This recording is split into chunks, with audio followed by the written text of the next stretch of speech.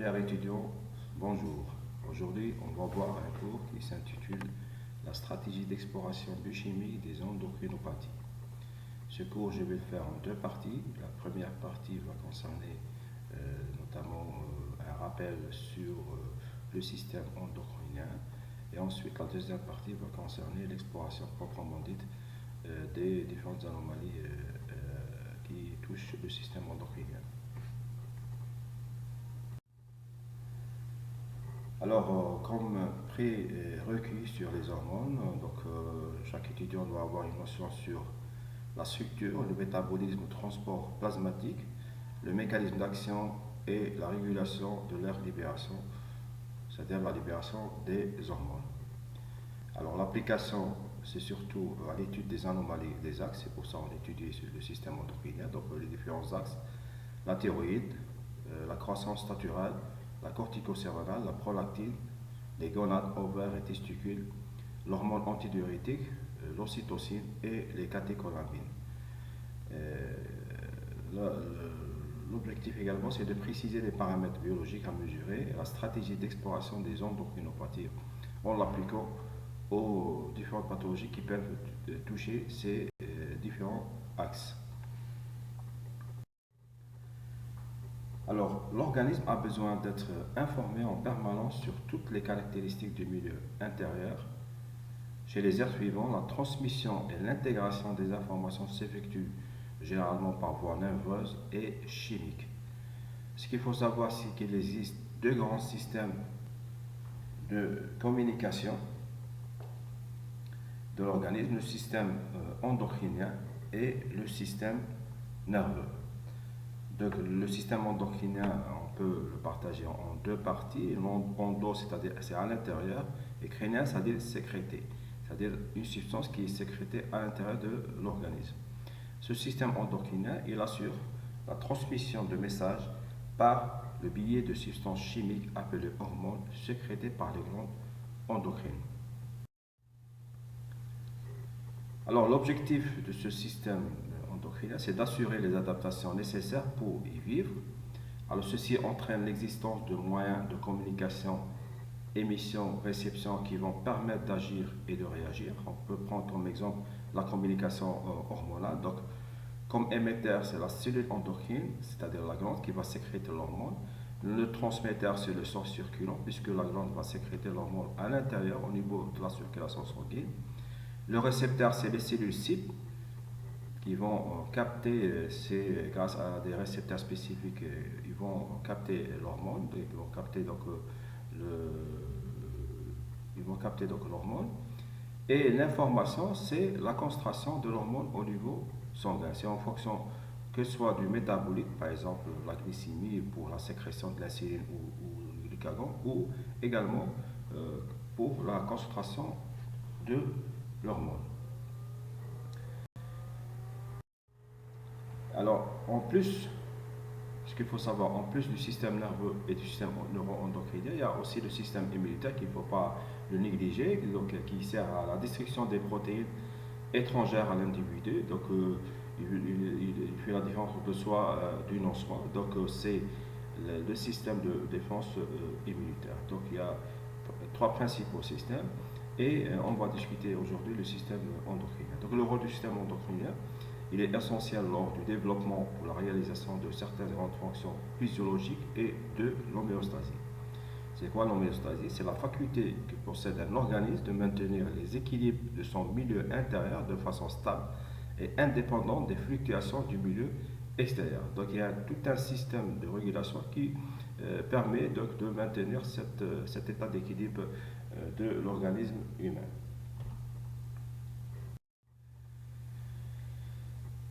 Alors, en fonction de sa nature chimique, l'hormone agit à distance de leur lieu de sécrétion sur les récepteurs spécifiques de la cellule ou cellule effectrice, provoquant une sécrétion d'événements biochimiques conduisant donc à une réponse spécifique. Donc, donc il y a la cellule endocrine, la glande endocrine, qui va sécréter donc à distance des cellules cibles, va sécréter l'hormone d'abord dans le milieu interstitiel, puis la circulation sanguine. D'accord? Ensuite, l'hormone va être captée par ce qu'on appelle un récepteur spécifique. Alors pourquoi on parle de cellules spécifiques? Parce qu'elles possèdent donc des sites de liaison spécifiques de haute affinité qui sont ces récepteurs protéiques spécifiques. D'accord? Et qui peuvent être soit membranaires ou intracellulaires. Donc ils sont spécifiques à l'hormone correspondante. Donc seules les cellules cibles qui contiennent ces récepteurs sont sensibles aux hormones. D'accord? Donc il faut que la cellule cible contient ce récepteur spécifique. Donc une hormone, c'est donc une substance où on peut dire qu'il s'agit d'un messager chimique porteur d'une information et qui est sécrété en faible quantité par des tissus spécialisés, ce qu'on appelle les cellules endocrines, suite à une stimulation déversée donc dans la circulation directement. Donc il y a le milieu interstitiel, ensuite la circulation sanguine transportée par le système vasculaire et donc qui agissent plutôt lentement et elles ont une durée d'action qui est plus longue. Donc c'est une régulation qui est longue.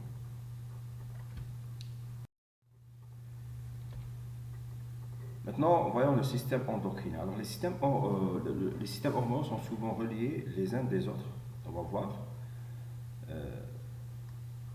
Alors l'exemple le plus important, c'est l'axe hypothalamo-hypophysaire qui est contrôlé par le système nerveux central. Donc il s'agit d'un relais ou d'un amplificateur primaire grâce à un réseau capillaire entre le système porte hypothalamo-hypophysaire et les glandes endocrines périphériques, toutes les glandes qui sont périphériques. Alors l'hypothalamus est le cerveau endocrinien de l'organisme puisqu'il commande la sécrétion de toutes les glandes endocrines du corps.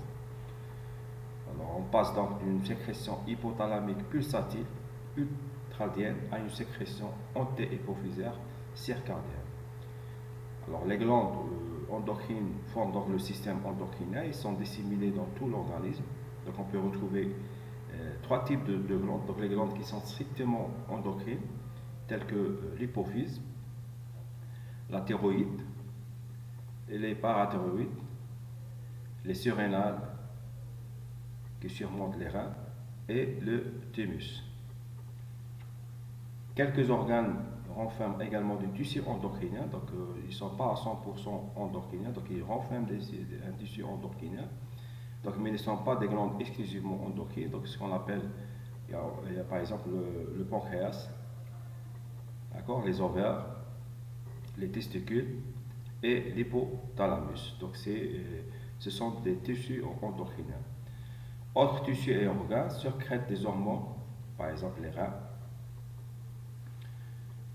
l'estomac, le foie, l'intestin grêle, la peau, le cœur et le placenta. Donc on a trois types il y a soit le système endocrinien qui est à 100%, donc c'est une glande endocrine qui sécrète uniquement d'hormones. D'autres contiennent des tissus endocriniens. Alors, on peut classer les hormones en trois catégories. Vous avez les hormones peptidiques, donc elles sont de nature protéique et sont donc hydrosolubles dans le plasma. Elles sont donc à l'état libre dans le sang, donc ils peuvent circuler librement dans le sang. Donc on peut avoir la FSH, la LH, TSH, l'insuline, le glucagon et l'érythropoïétine. Vous avez les hormones monoaminées qui dérivent tous de la tyrosine.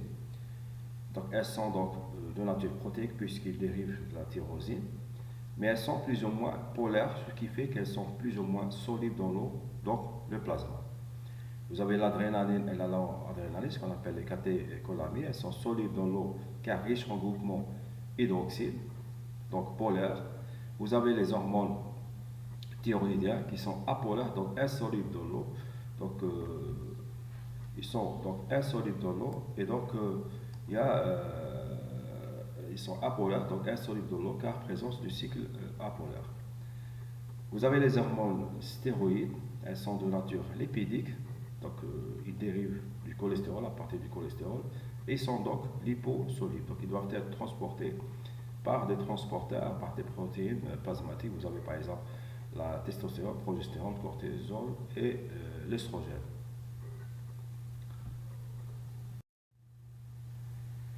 Alors, les différents stimulus qu'on peut rencontrer, vous avez trois types de stimulus. Vous avez le stimulus hormonal, donc une hormone provoque la sécrétion d'autres hormones.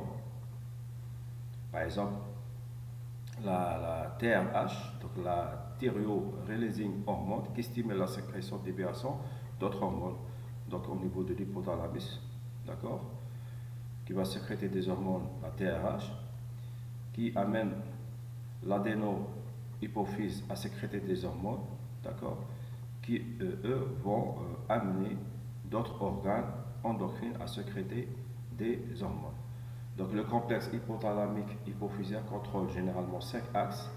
Vous avez l'axe de la croissance, de la corticocérénale, l'axe de la thyroïde, l'axe des gonades et l'axe de la prolactine pour la gestation. Ça c'est pour l'anté-hypophyse. Nous avons aussi la post-hypophyse, d'accord, qui contrôle donc, ici le placenta et la sécrétion de l'ADH, l'hormone antidiurétique. Alors l'axe hypothalamo-hypophysaire libère des hormones qui régulent la sécrétion d'hormones, par exemple thyroïdiennes, surrénaliennes, ovariennes. On a la boucle de rétro-inhibition sur l'hypothalamus, comme par exemple ici, en cas de besoin énergétique élevé. Donc lorsqu'on a des besoins énergétiques qui sont très élevés, ou en cas de froid, donc on aura une stimulation de l'hypothalamus et donc sécrétion de la TRH qui va stimuler au niveau de l'hypophyse, donc sécrétion qui va sécréter la TSH, d'accord, qui va stimuler au niveau, on aura une stimulation au niveau de la thyroïde pour sécréter la thyroxine. Donc la thyroxine, donc c'est une hormone, les hormones thyroïdiennes qui vont justement donc activer le métabolisme et on aura donc également production de la chaleur et donc c'est une réponse à un stimulus qui est le froid ou en cas de grossesse par exemple. Vous avez le stimulus humoral, donc variation des taux circulants de substances physiologiques spécifiques, les ions et les nutriments par exemple provoquent la sécrétion d'une hormone. Par exemple, l'exemple le plus courant, c'est le taux de glucose au niveau sanguin. Donc lorsqu'on a une hyperglycémie, donc on va avoir une sécrétion de l'insuline, d'accord, par les cellules bêta du pancréas, d'accord, pour faire diminuer le taux du glucose, d'accord. Donc le glucose, s'il est diminué, donc on aura stimulation de la synthèse de glycagon.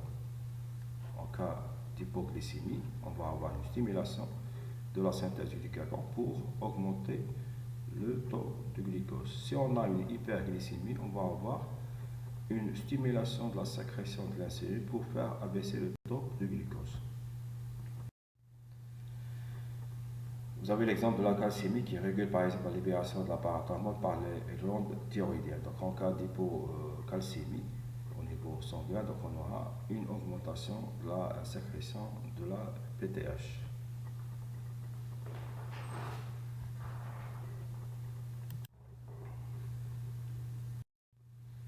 Troisième système de régulation, c'est la stimulation, c'est le système nerveux. Donc un influx nerveux provoque la sécrétion d'une hormone par une glande. Vous avez par exemple le système nerveux sympathique qui provoque la libération d'adrénaline par les milieux surrénales.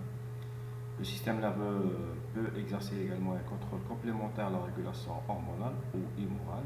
Par exemple, le système sympathique, en cas de stress, donc on va avoir une augmentation de la glycémie. Concernant la régulation de la sécrétion des hormones, ce qu'il faut savoir, c'est que la production d'hormones doit en permanence s'adapter de manière très précise aux besoins de l'organisme placé dans un environnement variable. Donc on peut distinguer schématiquement deux mécanismes de régulation. Donc vous avez la régulation homéostasique, donc l'exemple de l'insuline et les glycagons selon le taux de la glycémie. Vous avez par exemple ici cette figure qui montre le mécanisme d'action du glucagon. Une fois fixé sur le récepteur, on aura une cascade de signalisation, donc activation par ce système de phosphorylation, pour pouvoir donc activer la phosphorylase kinase, donc activer la glycogénolyse, et donc on va avoir une augmentation de la glycémie.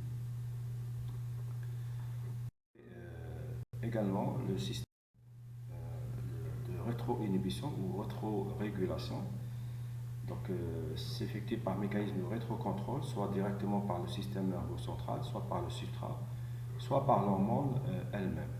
Donc comme le montre cette figure, donc les hormones sont sécrétées par les cellules par exemple A, donc elles agissent sur des cellules cibles B, mais aussi sur les cellules A. Donc elles exercent en général une action inhibitrice sur les cellules qui les sécrètent, ce qui évite que ces hormones soient sécrétées de façon trop importante dans le sang. On va prendre l'exemple par exemple de la sécrétion des hormones thyroïdiennes, donc les hormones périphériques ou les métabolites. Donc là, par exemple, les hormones thyroïdiennes, ils peuvent exercer sur la glande périphérique, l'hypophyse ou l'hypothalamus un rétrocontrôle en général négatif. Donc tout ce qui est en point rouge, c'est l'inhibition, c'est le rétrocontrôle négatif. C'est-à-dire, une fois ces hormones thyroïdiennes sont augmentées, on va inhiber la sécrétion soit au niveau de l'adénohypophyse ou au niveau hypothalamique. Alors la pathologie hormonale, donc ce qu'il faut savoir, c'est qu'il s'agit lorsqu'on a un dysfonctionnement du système de communication, cela va entraîner forcément l'apparition des pathologies. L'organisme en état d'homéostasie, vous avez soit la perturbation, soit il y a une perturbation interne et là, ou un changement externe, un stimulus externe, là, l'organisme va essayer donc une tentative de compensation par l'organisme pour justement réguler, pour garder cet état d'homéostasie. Donc s'il réussit, donc on aura, il est donc en bonne santé. Si on a un échec de la compensation, là, on va avoir l'apparition d'une maladie ou d'une pathologie.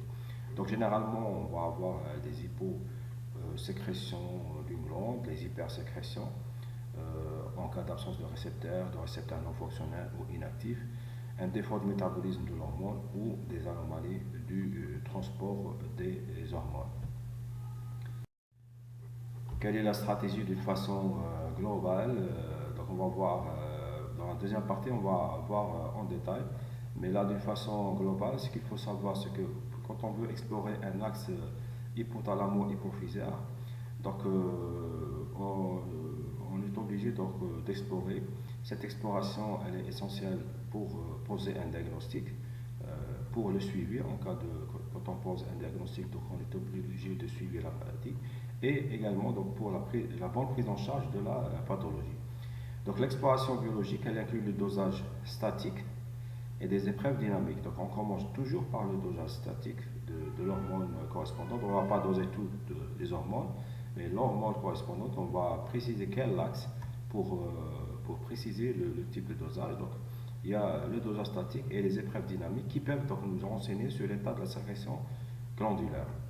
Alors l'exploration statique, c'est le dosage sanguin ou urinaire de l'hormone, donc qui va permettre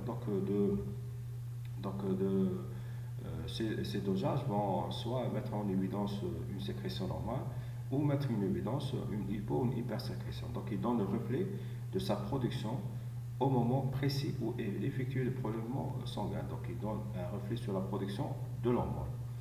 Le dosage, donc généralement, donc on fait le prélèvement sur un tube sec, c'est dessus de sérum surtout, mais parfois ça dépend les tests utilisés, les automates qu'on utilise, donc on peut avoir recours à un prélèvement sur un tube qui contient un anticoagulant, donc à partir du plasma. Le dosage au niveau urinaire, donc il faut des urines généralement de 24 heures à décompter dès la réception des urines. Qu'est-ce qu'il présente le dosage urinaire? Il présente l'avantage de mesurer la production de cet hormone au cours de l'ensemble du necténaire. Ensuite, vous avez l'exploration dynamique, donc qui va également nous renseigner sur l'étiologie. Donc dynamique, ça veut dire qu'on va faire des tests dynamiques, on va injecter une substance, c'est-à-dire on va faire le test de stimulation pour pour poser le diagnostic d'une hyposécrétion ou pour confirmer une hyposécrétion, ou le test de freinage pour confirmer une hypersécrétion. Donc, ces tests se font selon un protocole bien précis et un régime bien particulier. Donc, on va voir tout ça dans la deuxième partie de notre cours. Donc, ce cours est terminé. Donc, c'est un petit rappel sur le système endocrinien. La deuxième partie va concerner, on va prendre les différents axes, la thyroïde, les gonades, les catécholamines, et donc on va voir quels sont les dosages statiques et quels sont les tests dynamiques qu'on peut les utiliser pour poser un diagnostic d'une pathologie. Je vous remercie.